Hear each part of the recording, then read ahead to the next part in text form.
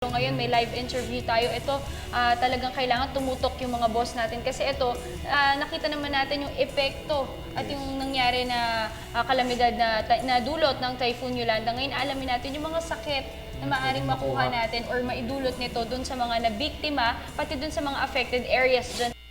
So this morning, makakasama po natin ang ating very special guest para bigyan pa po tayo ng maraming impormasyon tungkol dyan. Makakasama po natin si Dr. Tony Liachon, ang Vice President ng Philippine College of Physicians. Good morning, Doc. Good morning, Doc. Good morning. Good morning, Dan. Good morning, Sandro. Yes. Doc, siguro to start off, alam naman natin yung sitwasyon doon ay medyo masama pa rin nga. And ano po ba siguro yung mga primary na sakit na pwede nga pong makuha ng ating mga kababayan na naninirahan doon?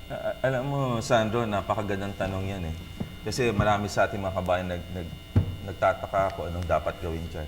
So, ginawa ko, pumunta ako sa, of course, sa isang kagalang-galang, respetadong organization. So, yung World Health Organization, pinuntahan ko yung website nila. Ang nakalagay doon, yung mga bacteria and viruses nga mamamatay together with the dead body, hindi completely lahat yun.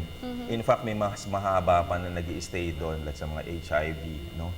So, ang sinasabi natin, kung tatagal sila doon, kailangan meron tayong alam kung paano sila mahahawa doon. Ay may tatlong sakit na minention ang World Health Organization. So, siyempre, ang tuberculosis isa yon, lalo na kung kapapatay pala ng pasyente, meron pa lumalabas dyan na fluids coming from the lungs. Kung aerosolization, lumalabas yan.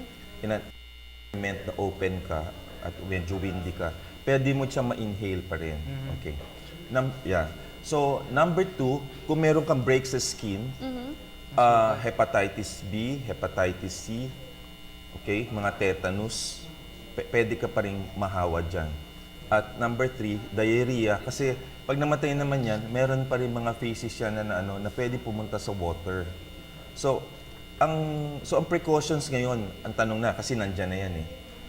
Yung mga magbibit-bit niyan or will be working na ilibing siya, dapat properly protected. Dapat may mask ka kasi para hindi mo ma-inhale yun. Pangalawa, dapat may gloves ka kasi kung may break sa skin, pwedeng pumunta yun sa dugo mo at mahawa ka rin kung anong sakit na meron siya.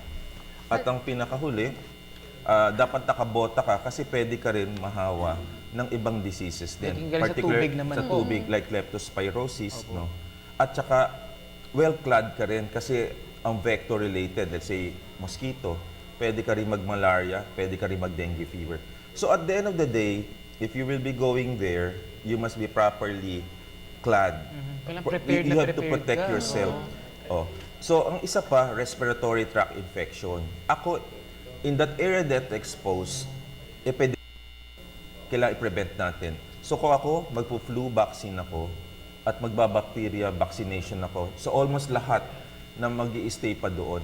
Para sa ganun, mame-menos natin yung probability na magkaroon ka ng epidemic dito. Dapat forward-looking tayo rito. Yes.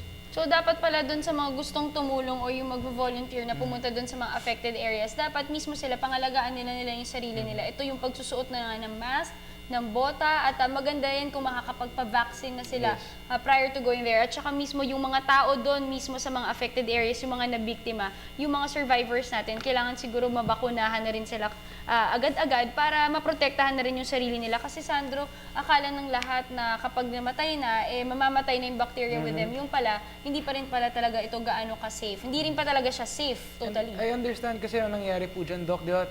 Correct me if I'm wrong, pero yung katawan, nagde-decompose din yan eh. Nagde-decompose. And that's the reason why na dinadala natin sa punarya para i-embalsa mo natin sila. Kasi may continuous secretion ka pa. Yes. Ngayon, ang nakikita ko, ito yung number 1, no? Kasi ako nagde-deploy ng doctor from the Philippine College of Physicians sa Ormoc, sa Leyte. So we have dispatched about 7 together with the Department of Health. Ang unang-unang rule for the medical volunteers or kung sino man lay, is to protect or else, if hindi nyo protect sarili nyo, you will be part of the problem pa. Yes. Correct. Rather than part of, makakadagdag ka pa. So, yun ang sinabi sa atin ni General Eduardo Del Rosario. kung magbo-volunteer ka, be sure na you not be part of the problem. Yes. Okay. Pero Doc, ito naman, para dun sa mga survivors natin o yung mga nabiktima ng Typhoon Yolanda, alam naman natin na hindi agarang na napaabot yung pagkain. So, paano po kung ilang araw na sila walang nakakain? May mga sakit rin ba silang makukuha? Of course, ang mga sakit yan, siyempre ang iba dyan, magkaka-ulcer, magkaka-malnutrition, magkaka-dehydration. Ang iba dyan, kita mo parang wala sa isip at kung ano nagagawa kasi may mga electrolyte imbalance eh. So, kahit 3 days, Oo.